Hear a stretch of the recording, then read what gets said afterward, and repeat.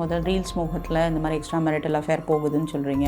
நிறைய க்ரைம் இதை பேஸ் பண்ணி நடக்குதுன்னு சொல்கிறீங்க. இது வந்து ஃபீமேலாக இருக்கட்டும் மேலாக இருக்கட்டும், it is not a crime. Okay, it is only considered as a civil remedy. கடுமையான சட்டம் வந்து நம்ம ஆட்சியில் பார்க்கணுமா, இல்லை அதிகாரிகள் கிட்ட பார்க்கணுமா, இல்லை இந்த சட்டம் அவங்கக்கிட்டேருந்து இதை எதிர்பார்க்கணுமா?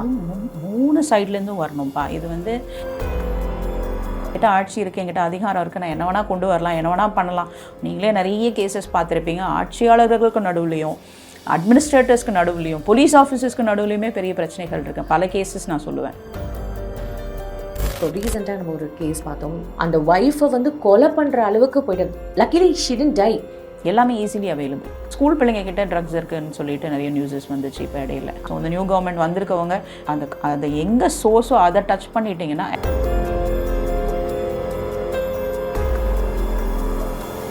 அனைவருக்கும் வணக்கம். இன்னைக்கு நம்மளோட அட்வொகேட் பிரீதா சுகுமாரன் தான் இணைஞ்சிருக்காங்க. அவங்ககிட்ட நிறைய விஷயங்கள் கேட்டு தெரிஞ்சுக்க போகிறோம். நிகழ்ச்சிக்கு போகலாம். வணக்கம் மேம். வணக்கம். எப்படி இருக்கீங்க? நல்லா இருக்கேன் மேம். ஃபைன். இப்போது நம்ம வந்து current cases, current situation, being a lawyer உங்களுக்கு நிறையவே கண்டிப்பாக தெரிஞ்சிருக்கும். ஒரு பொதுமக்கள் சார்பிலேருந்து கேள்வி கேட்கணும் அப்படின்னா, இதுக்கெல்லாம் ஒரு எண்டே இல்லையா அப்படின்ற மாதிரி தான் இருக்குது. சரி, பீயிங் வந்து இப்போது இந்த இன்ஸ்டாகிராமில் ரீல்ஸ் மோகம் இது வந்து ஒரு பக்கம் வேறு மாதிரி போயிட்டுருக்கு. அதனால் எக்ஸ்ட்ரா மேரிட்டல் அஃபேர்ஸ் அது வேறு மாதிரி போயிட்டுருக்கு. ஸோ இந்த மாதிரியான ஒரு விஷயங்கள் ஜாஸ்தியாக இருக்கிறதுனால லீகலாக என்ன மாதிரியான ஒரு சட்ட நடவடிக்கை இன்னும் கடுமையாக எடுக்க முடியும்? நீங்கள் வந்து இப்போது ரெண்டு தரத்தில் பார்க்கணும். அதாவது நீங்கள் என்ன சொல்கிறீங்க, முதல் ரீல்ஸ் மோகத்தில் இந்த மாதிரி எக்ஸ்ட்ரா மேரிட்டல் அஃபேர் போகுதுன்னு சொல்கிறீங்க. இன்னொரு பக்கம் நிறைய க்ரைம் இதை பேஸ் பண்ணி நடக்குதுன்னு சொல்கிறீங்க. ஜென்ரலாக பார்த்தா எக்ஸ்ட்ரா மேரிட்டல் அஃபேர், அதாவது ஒரு ஜட்ஜ்மெண்ட் வந்தது. அந்த ஜட்ஜ்மெண்ட்டுக்கு அப்புறம், அதை நான் பேர் சொல்ல விரும்பல, அந்த ஜட்ஜ்மெண்ட்டுக்கு அப்புறம் எக்ஸ்ட்ரா மேரிட்டல் அஃபேர்ன்றது ஒரு க்ரைம் கிடையாது, அது ஒரு சிவில் சைடில் தான் நீங்கள் பார்க்கணும் அப்படின்னு ஒரு தரப்பு அதில் ஒரு ஜட்ஜ்மெண்ட்டே வந்திருக்கு. இப்போ ஜட்ஜ்மெண்ட்டே வந்திருக்கு. லைக் அந்த ஃபீமேல் யாரை இஷ்டப்படுறாங்களோ they can go with both ways. அது வந்து ஃபீமேலாக இருக்கட்டும் மேலாக இருக்கட்டும், it is not a crime. Okay, it is only considered as a civil remedy. அப்படி தான் போயிட்டுருக்கு. பட் மற்ற இஷ்யூஸ் நடக்குது இல்லையா, ஒரு எக்ஸ்ட்ரா மேரிட்டல் அஃபேருக்காக சில தப்புகள், அதாவது நீங்கள் ரீசெண்டாக பார்த்துருப்பீங்க, குழந்தைகள்கிட்ட குழந்தைகள் கொலை பண்ணுறது அளவுக்கு, அதெல்லாம் கண்டிப்பாக க்ரைமில் தான் போகும். when it comes to உங்களோட தனிப்பட்ட வெறுப்புகளை பற்றி கன்சிடர் பண்ணும்போது அது சிவிலாக கன்சிடர் பண்ணுவோம். பட் ஒரு குழந்தைய துன்புறுத்துறது, அவங்கக்கிட்ட கடுமையாக நடந்துக்கிறது, அதாவது என்னோட அஃபேரை வந்து பிரச்சனை இல்லாமல் இருக்கணும் அப்படின்றதுக்காக குழந்தைங்கக்கிட்ட நடந்துக்கிறது, அதெல்லாம் கண்டிப்பான ஒரு க்ரைம் தான். அது க்ரைமாக மட்டும்தான் பார்க்கப்படும். எப்படி இன்னும் கடுமையான சட்டத்தை கொண்டு வரலாம் அப்படின்னு சொன்னால், how it works. இங்கே நம்ம நாடு வந்து ஒரு டெமோக்ராட்டிக் இது. ஸோ ஒவ்வொரு சட்டத்தை இயக்கும் போதும், ஒவ்வொரு சட்டத்தை அமெண்ட் பண்ணும்போதும் பல தரப்பட்ட கேசஸை பார்த்து தான் பண்ணுவாங்க. பட் இந்த மாதிரி கடுமையான க்ரைமுக்கெல்லாம் வந்து இன்னும் கடுமையான சட்டம் என்னென்னா, இப்போ இருக்க கடுமையான சட்டம் டெத், அதுதான் ஃபைனல். ஆனால் அதுக்கு ஒரு group, death is not the remedy for everything அப்படின்னு சொல்லிட்டு ஒரு குரூப் வரும். அதையும் நீங்கள் சமாளிக்கணும். அண்ட் இப்போ ரீசெண்டாக நடந்த ஒரு குழந்தையோட ரேப் கேஸ் பார்த்துருப்பீங்க. இதுக்கெல்லாம் தண்டனை என்னவா இருக்க முடியும்? எப்படி வந்தது? இதுக்கெல்லாம் இதை விட ஒரு டெத் பெனல்ட்டியை விட வேறு என்ன தண்டனை கொடுக்கலாம்? இரட்டை தூக்கு தண்டனை அப்படின்ற மாதிரிலாம் கொடுத்துருக்காங்க. மேம், இப்போ ஒவ்வொரு விஷயமா நம்ம போகலாம். இப்போது ஃபஸ்ட்டு வந்து என்னென்னா, மது போதை பழக்கம் நிறைய இருக்கிறதுனால தான் அவங்களால வந்து கண்ட்ரோல் பண்ண முடியாமல், அதாவது பெரியவங்க கிட்ட போகிறத விட குழந்தைங்க எதிர்ப்பு தெரிவிக்காது, அதனால் நாங்கள் குழந்தைங்கிட்ட அப்ரோச் பண்ணுறோம் அப்படின்ற மாதிரி நிறைய பேர் சொல்கிறாங்களே, இது எந்த அளவுக்கு உண்மை? ரொம்ப உண்மை. ஏன்னா குழந்தைங்கள் வந்து ரொம்ப ஈஸியான டார்கெட் அவங்களுக்கு. இப்போது நம்ம காலத்தில் படிக்கும்போதெல்லாம் வந்து இந்த குட் டச் பேட் டச் பற்றிலாம் சொல்லி கூட கொடுத்துருக்க மாட்டாங்க. பட் இப்போ நீங்கள் ரீசெண்டாக பார்த்தீங்கன்னா, எது குட் டச் எது பேட் டச்னு குழந்தைங்களுக்கு சொல்லி கொடுக்கணும்னு ஒரு பாட அமைப்பாகவே வந்திருக்கு. ஏன்னா குழந்தைங்களுக்கு தெரியாது. மாமா சொன்னாங்க, சித்தப்பா சொன்னாங்க, என் அண்ணாவோட ஃப்ரெண்டு, ஏன் பல இடத்துல தகப்பனாரே. ஸோ இந்த மாதிரிலாம் நடக்கிற பட்சத்தில் அந்த குழந்தைக்கு எப்படி புரியும்? இப்போ நம்ம காலத்தில் வந்து இது வந்து இதுதான் யதார்த்தம் போல் இருக்குது, இதை மம்மிக்கிட்டேயோ டாடிக்கிட்டேயோ சொன்னால் வந்து வீட்டில் பிரச்சனை ஆகிடும் அப்படின்னு மறைச்ச குழந்தைகள் நிறைய. இப்போ லக்கிலி ஒரு வகையில் எப்படி நமக்கு வந்து இந்த சோஷியல் மீடியா ஒரு பிரச்சனையாக இருக்கோ, இன்னொரு வகையில் அது ரொம்ப யூஸ்ஃபுல்லாக இருக்கும். ஏன்னா இதெல்லாம் குழந்தைங்களுக்கு தெரியுது. ஓகே, இது தப்பு, இது சரி. I don't know the percentage, but there are also good things to do. It வந்து சொல்லித்தராங்க. ஸோ அதை பேஸ் பண்ணி எஜுகேஷன் சிஸ்டம் மாறுது. இந்த மாதிரி பல விஷயங்கள் குழந்தைங்களுக்கு சொல்லி தரப்படுது. ஆனால் ஒரு குழந்தைய வந்து இதை செய்யக்கூடாதுன்னு நினைக்கிறது வந்து இதை லீகலாக பார்க்கவே கூடாது. இதை வந்து நீங்கள் சைக்காலஜிக்கலாக தான் பார்க்கணும். அதை செய்கிற ஒரு பெண்ணாக இருக்கட்டும், ஒரு ஆணாக இருக்கட்டும், அவங்கள சைக்காலஜிக்கலாக இருந்தால் நீங்கள் ட்ரீட் பண்ண முடியும். இது மது போதையால் மட்டும் வர்றதில்லை. அவங்களோட பேரண்டிங்காக இருக்கலாம், அவங்க வளர்கிற சூழ்நிலையாக இருக்கலாம், இல்லை அவங்களோட பழக்க வழக்கங்களாக இருக்கலாம். இது வந்து மதுன்னு மட்டும் ஒரே ஒரு செக்ஷனில் நம்ம அடைக்கிற முடியும். மது is definitely a reason. I am not saying no to it. But அதை தவிர பல இஷ்யூஸ், சைக்கலாஜிக்கல் இஷ்யூஸ் கண்டிப்பாக இருக்கும். அது சைக்கலாஜிக்கலாக மட்டும்தான் நம்ம ஃபஸ்ட்டு நேரிடணுமே தவிர, இவர் குடிச்சிருக்காரு அதனால் பிஹேவ் பண்ணார். சட்டத்திலே வந்து ஒரு குடிச்சிருக்க ஒரு பர்சன் கிட்ட ஒரு அன்சவுண்ட் மைண்ட் பர்சன் தான் சொல்லுவாங்க. But that is not the only reason. இன்னும் நான் கடுமையாக சொல்லணும்னா, நீ குடிச்சிருக்க, இது அம்மா, இது என்னோட தங்க அப்படின்ற டிஃப்ரென்ஸ் உனக்கு தெரியுதுல்ல. அப்போ இன்னொரு குழந்தைய பார்க்கும்போது அது என்னோட குழந்தை மாதிரி தான் ஏன் உனக்கு தெரியல? வேலிடான பாயிண்ட் மேம் இது உண்மையாக. மேம் இப்போது இந்த விஷயங்கள் கம்மியாகவே இல்லை. எந்த ஆட்சி மாறினாலுமே இது ஜாஸ்தியாகிட்டே தான் இருக்குது. ஸோ கடுமையான சட்டம் வந்து நம்ம ஆட்சியில் பார்க்கணுமா, இல்லை அதிகாரிகள் கிட்ட பார்க்கணுமா, இல்லை இந்த சட்டம் அவங்கக்கிட்டேருந்து இதை எதிர்பார்க்கணுமா? 3 சைட்லேருந்தும் வரணும்ப்பா. இது வந்து எப்படின்னா, இந்த கை சட்டமாக இருந்தாலும் இந்த கை வந்து ஆட்சியாளர்கள், இது ரெண்டும் தட்டினா மட்டும்தான் சரியாகும். ஒரு சைடு வந்து சட்டத்தை இயக்குறோம், ஆனால் அந்த சட்டத்தை இயக்க போகிறது யார்? Executives, which is judiciaries and administrators. அங்கே இருக்கிறவங்க தான், அவங்க தான் அதை வந்து மக்கள்கிட்ட கொண்டு போகிறாங்க. சரி. ஸோ மக்களோட பங்கும் அதில் இருக்குது. ஆட்சியாளர்கள் யார்? எண்ட் ஆஃப் த டே மக்கள் தானே. அதை கொண்டு போகிறதும் ஒரு மக்கள் கிட்ட தானே. அப்புறம் எல்லா இடத்துலையும் யார் வரா? முதன்மையாக மக்கள் தான் வராங்க. ஸோ நீ எதை கொண்டு வரையோ அதை ஆமாம் சரி நான் அதை ஏற்றுக்கணும், அதை ஃபாலோ பண்ணணும்னு நினைக்கிறதும் யார்? மக்கள் தான். அதை நான் சரியாக கொண்டு போகணும்னு நினைக்கிறதும் யார்? ஒரு மக்கள் தான். என்கிட்ட ஆட்சி இருக்குது, என்கிட்ட அதிகாரம் இருக்குது, நான் என்ன வேணால் கொண்டு வரலாம், என்ன வேணால் பண்ணலாம். நீங்களே நிறைய கேசஸ் பார்த்துருப்பீங்க. ஆட்சியாளர்களுக்கு நடுவுலையும், அட்மினிஸ்ட்ரேட்டர்ஸ்க்கு நடுவுலையும், போலீஸ் ஆஃபீஸர்ஸ்க்கு நடுவுலையுமே பெரிய பிரச்சனைகள் இருக்குது. பல கேசஸ் நான் சொல்லுவேன். இல்லை, நாங்களும் நிறைய நியூஸஸ்லாம் கண்டிப்பாக நியூஸில் நாங்கள் அதெல்லாம் கேள்விப்பட்டிருக்கோம். லைக் அந்த அட்மினிஸ்ட்ரேஷன் டிபார்ட்மெண்ட் ஆகட்டும் சரி, இல்லை அதிகார வர்க்கத்துலேயுமே அவங்க எந்த மாதிரியான ஒரு அப்யூசஸ்லாம் வந்து அனுபவிக்கிறாங்க அப்படின்றத வெளியில் எவ்வளோ பேர் சொல்கிறாங்க, சொல்லலை அப்படின்றத நம்ம பார்க்க முடியுது. இப்போ இதெல்லாம் ஒரு பக்கம் இருக்கும்போது இந்த கேள்வி, ஒரு தரப்பு வந்து இத்தனை நாளாக ஆம்பளைங்க தான் தப்பு பண்ணுவாங்க, ஆம்பளைங்க தான் குடிச்சிட்டு இந்த மாதிரியான ஒரு விஷயங்கள் பண்ணுறாங்க, இல்லை அதையும் தாண்டி இப்போது பெண்கள் எப்படி மேம்? இப்போ ரீசெண்டாக நம்ம ஒரு கேஸ் பார்த்தோம், தர்மராஜ் அக்ஷயா, அந்த கேஸ் நீங்களும் பார்த்துருப்பீங்கன்னு நினைக்கிறேன். அந்த கேஸ் நம்ம பார்க்கும்போது ஒரு வேறு மாதிரியே சொல்லப்படுது, இன்னொரு பக்கம் வேறு மாதிரியே சொல்லப்படுது. பட் கரெக்டான ஒரு எதுன்றது நமக்கு தெரிய வரல. பட் எக்ஸ்ட்ரா மேரிட்டல் அஃபேர்ஸ் தான் இதெல்லாம் ஒரு ரீசன். அதனால் அந்த ஒய்ஃபை வந்து கொலை பண்ணுற அளவுக்கு போய்ட்டு, லக்கிலி ஷி டிட்ன்ட் டை. இல்லைன்னா அந்த குழந்தையோட இது, அந்த குழந்தை அப்பா எனக்கு பயமாக இருக்குப்பான்னு அழும்போது பார்க்குற அந்த மக்களோட இது உண்மை. இதெல்லாம் டிபேட்டபிளே கிடையாது. எக்ஸாக்ட்லி என்ன இது சொல்கிறதுன்னு எனக்கு தெரியல.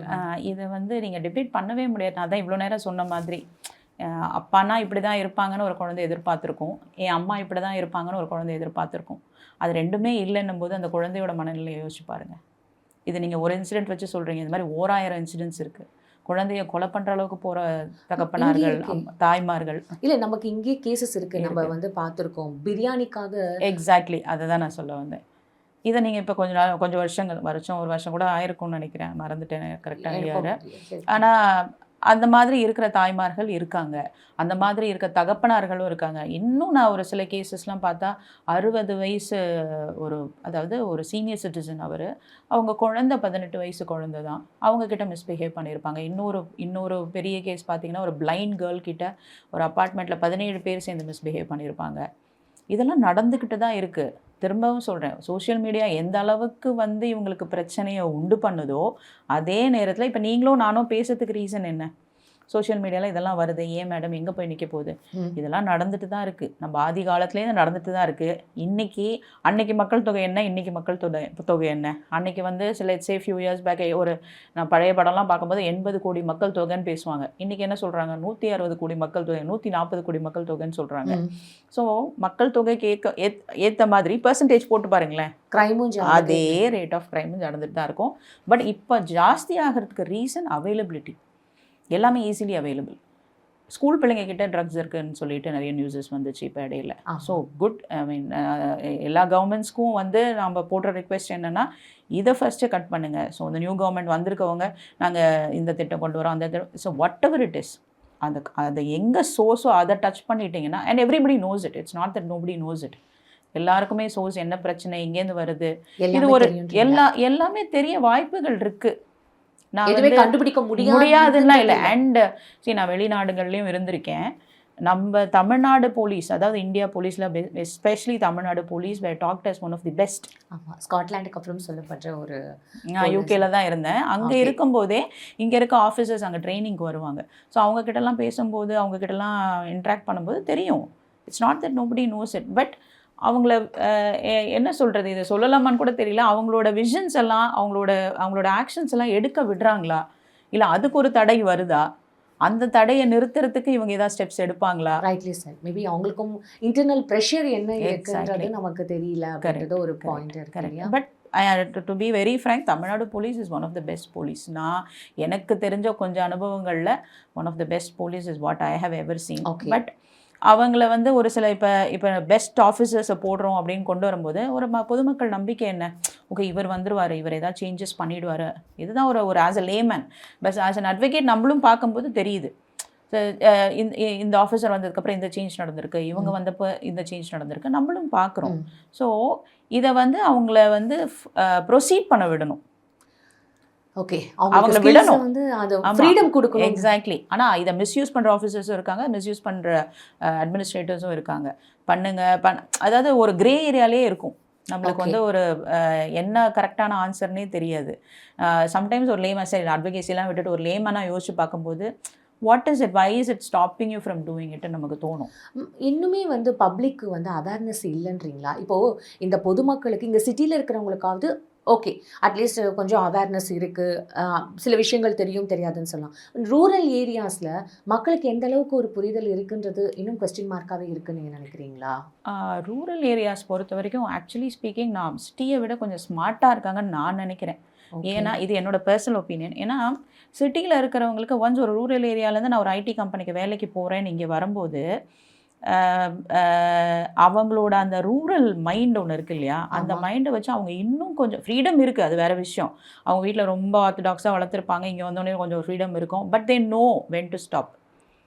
Okay, I compared to the city girls I'm saying. சரி, சிட்டி கேர்ள்ஸ்க்கு அப்படி இல்லை, இங்கேயே வளர்ந்து இது நார்மல் தான், இது ஒரு பெரிய விஷயமே இல்லை, இது ஒன்றும் பெரிய விஷயம், லைட்டில் வீட்டுக்கு லேட்டாக போகிறதுலாம் ஒன்றும் பெரிய விஷயம் இல்லை, we are living in a city, it's always lighted சொல்கிறவங்க இருக்காங்க. இதே ரூரல் கேர்ள்ஸ் இல்லை வீட்டுக்கு 8:30 ஆனால் போயிடணும், 9 o'clock ஆனால் போயிடணும், அந்த மாதிரி மைண்ட் செட் இருக்கிற பிள்ளைங்க நான் பார்க்குறேன். மேபி என்னோட ஃபீல்டில் இருக்க பசங்களை நான் பார்க்குறேன்.